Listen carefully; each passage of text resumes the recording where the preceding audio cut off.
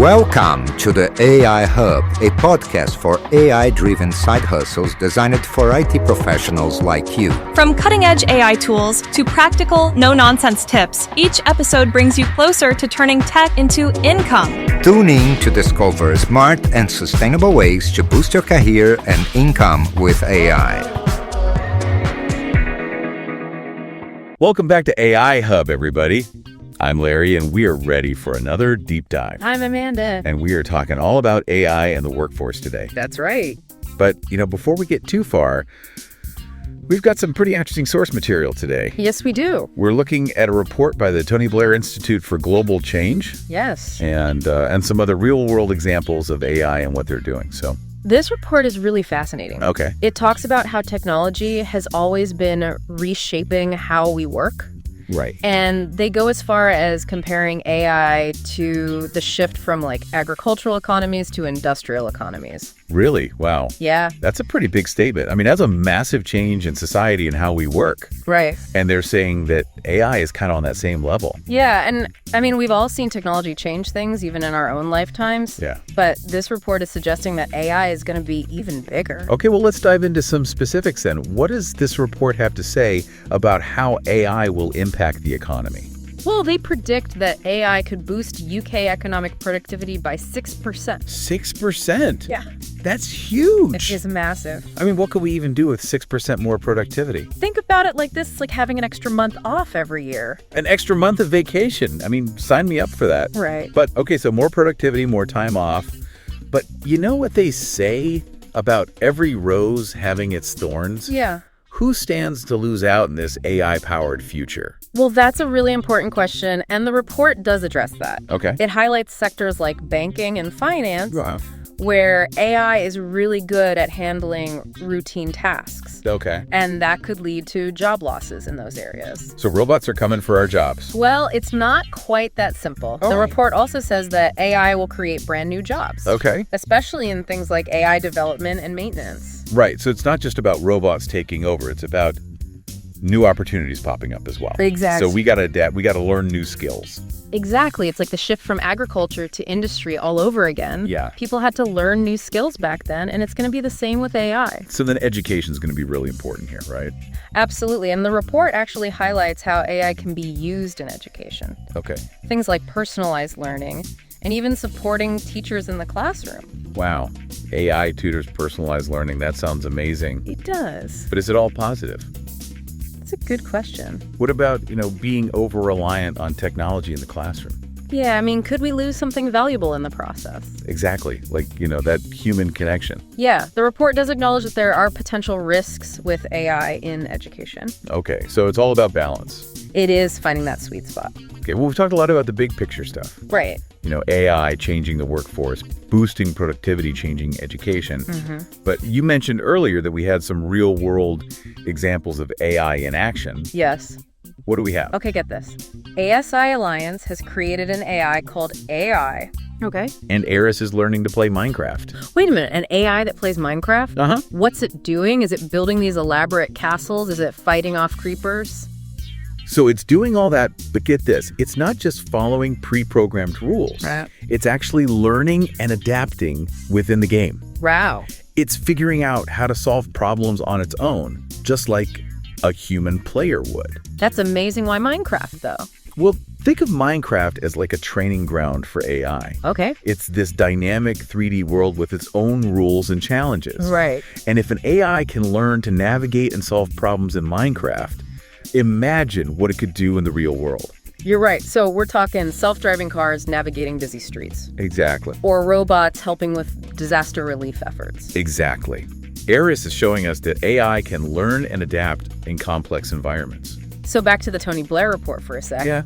It sounds like they're saying AI is incredibly powerful, has a ton of potential, but it also comes with risks. Right. How do we navigate all of this? Well, the report stresses that we need to be pro-innovation, Okay. but we also need to be aware of the potential downsides. Okay, so proceed with caution, but proceed nonetheless. Exactly. We need to find that sweet spot where we can use AI for good while also managing the risks.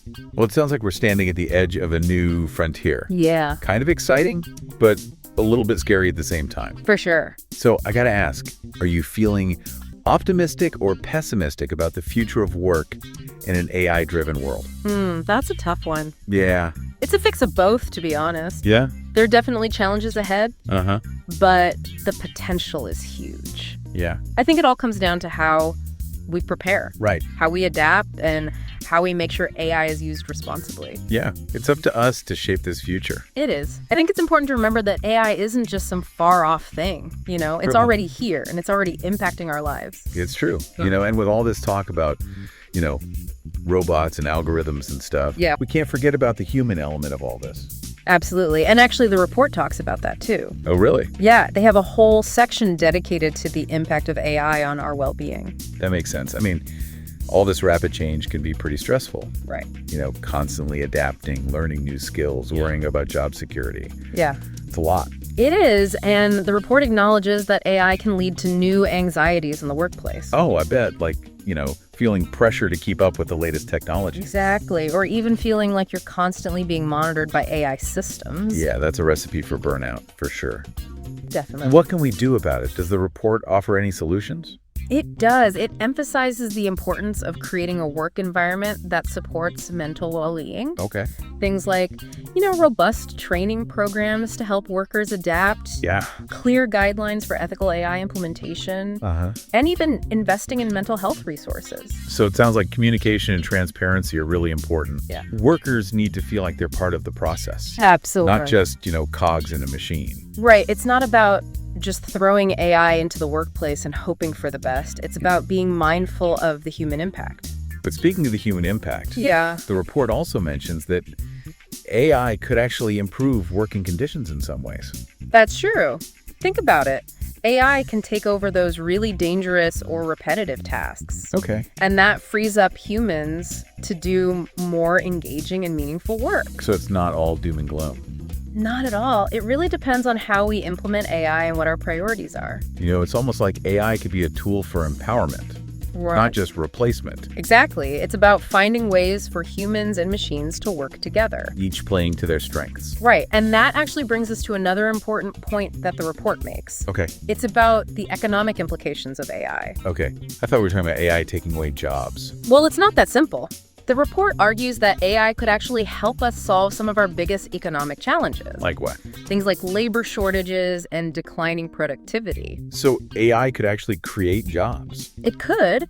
While AI can automate certain tasks, it also creates new jobs in areas like AI development, data analysis, AI ethics. Okay. And by boosting productivity, AI can drive economic growth, leading to even more job opportunities. So it's a lot more nuanced than just robots stealing our jobs. Much more nuanced. Okay. But the report does emphasize that we need proactive policies to manage this transition. What kind of policies? Things like investing in education and training programs to prepare workers for those new jobs. Yeah. And creating incentives for businesses to adopt AI responsibly. It sounds like we need a strategic approach, Exactly. not just a let the market figure it out attitude. Right. The report calls it a pro-innovation approach. Okay. One that fosters a supportive environment for AI, Yeah. but also puts safeguards in place. To manage the risks Exactly. It's about finding that balance. between fostering innovation Yeah. and protecting workers and the economy as a whole. You got it. We need to think about the economic and the social and the human implications of AI. Absolutely. It's not just about the technology itself. Right. It's about how we use it to shape a better future. And that's what's so important about this report. Right. It's reminding us that we have the power to shape this future. We do, and AI can be a powerful tool to help us do that. As we're wrapping up here, there's one more thing we should touch on. Okay, what's that? The role of government. Uh-huh. The report talks about how governments have a really important role in this whole AI thing. Okay. They need to encourage innovation, but they also need to protect people's interests. Yeah, that sounds tricky. It's a tough balancing act. Right, so how do they propose we strike that balance? Well, they have a few recommendations. Okay. First, they say governments need to invest in AI research and development. Makes sense, you gotta stay ahead of the curve, right? Exactly. It's about staying competitive on a global scale. But it's not just about throwing money at research. Right. We need to make sure AI is developed ethically. Absolutely, and the report talks about that too. Okay, so what do they say?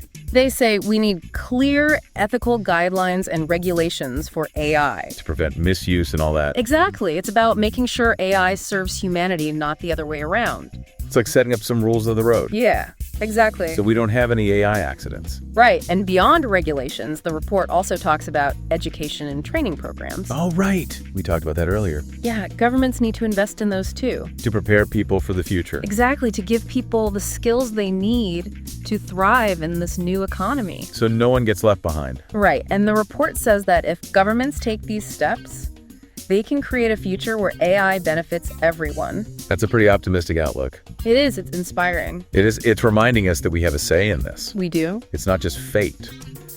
We have the power to shape the future of AI. Absolutely. Well, this has been a really insightful deep dive. It has. Learned a lot about the challenges and opportunities of AI. We've only scratched the surface. There's so much more to learn. It definitely. But that's what makes it so fascinating. It does. That's it for this episode of AI Hub, folks. Thanks for tuning in. Thanks for listening. If you enjoyed this deep dive into AI and the workforce, don't forget to hit that subscribe button so you don't miss out on future episodes. We're exploring the fascinating world of AI every week. So stay tuned, and until next time, stay curious. Welcome to the AI Hub, a podcast for AI-driven side hustles designed for IT professionals like you. From cutting-edge AI tools to practical, no-nonsense tips, each episode brings you closer to turning tech into income. Tune in to discover smart and sustainable ways to boost your career and income with AI.